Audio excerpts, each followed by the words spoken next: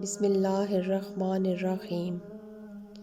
حضرت اسماء بنت ابی بکر رضی اللہ عنہا سے روایت ہے کہ رسول اللہ صلی اللہ علیہ وآلہ وسلم نے فرمایا، خرچ کرو اور گن گن کر مت رکھو، ورنہ اللہ تعالیٰ بھی تمہیں گن گن کر دے گا، اور جمع مت کرو ورنہ اللہ تعالیٰ بھی تمہارے معاملے میں جمع کر کے رکھے گا۔ حضرت ثوبان رضی اللہ عنہ سے روایت ہے، رسول کریم صلی اللہ علیہ وآلہ وسلم نے فرمایا، مریض کی عیادت کرنے والا واپس آنے تک جنت کے باغ میں رہتا ہے۔